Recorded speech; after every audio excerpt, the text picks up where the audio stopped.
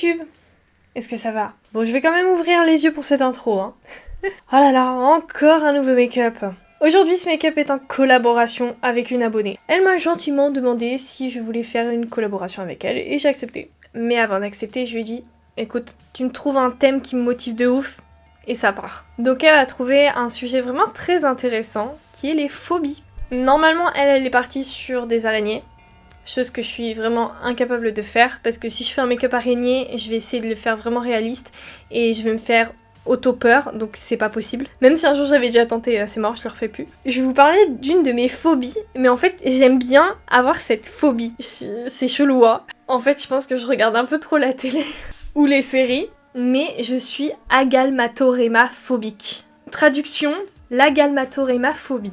C'est cette impression que les statues bougent ou vont prendre vie.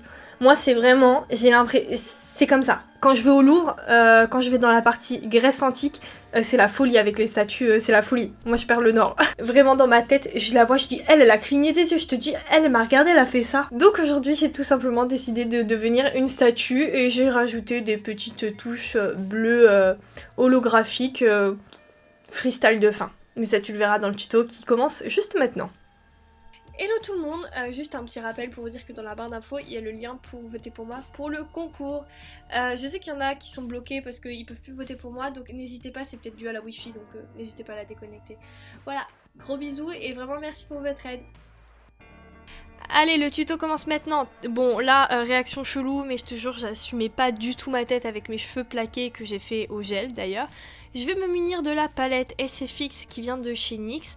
Franchement, après plusieurs utilisations, je la recommande. La formule est quand même beaucoup mieux que les SFX individuels, c'est-à-dire qu'ils sèchent moins.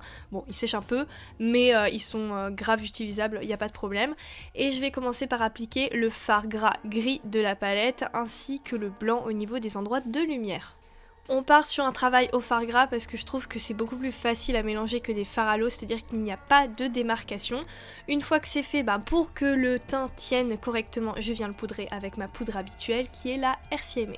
On part donc sur une statue grise et quoi de mieux que la palette Révolution, la Book Color, toute grise pour créer les ombres, c'est vraiment top. Bon là je l'utilise simplement pour intensifier les coins de lumière, mais je trouvais que c'était pas assez intense et c'est pour ça que j'ai changé et j'ai pris mon aérographe. J'utilise le produit Pro Air qui est un blanc de couleur Bones, donc os, il est vraiment super et je viens mettre vraiment en valeur mes endroits de lumière.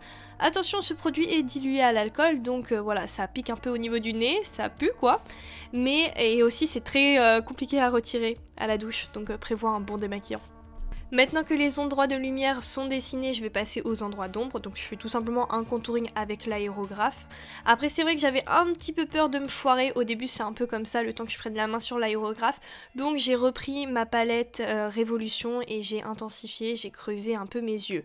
Ah oui, comme tu as pu le remarquer, j'ai fait un cache-sourcil dès le début de la vidéo. Je tiens quand même à préciser que dans cette vidéo j'utilise l'aérographe, mais c'est totalement possible de le faire à la main. Là tout ce que je fais pour l'instant c'est totalement faisable au pinceau, fard gras, contouring, main, comme tu veux, il n'y a pas de problème. D'ailleurs là je vais commencer à justement ajouter un petit peu de contraste au niveau de mes yeux, à faire mon ras de cils, toujours avec des teintes différentes de gris de la même palette. Je prends un gris foncé et je vais venir cette fois-ci m'attarder sur le maquillage des yeux un peu type beauté, c'est-à-dire que je vais intensifier mon creux de l'œil et je sais pas si t'as remarqué mais le gris tire un peu vers le bleu vert, c'est un peu ce que je voulais parce qu'il y a souvent des statues comme ça, enfin bref, je sais pas si tu vois de quoi je parle.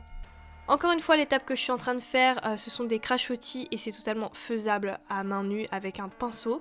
En tout cas, je vais utiliser des petits embouts gadgets comme ça qui vont me permettre de créer des énormes crachotis sur mon visage et ce qui va me permettre donc de créer de la texture. J'en fais de couleurs grise, noire et blanche.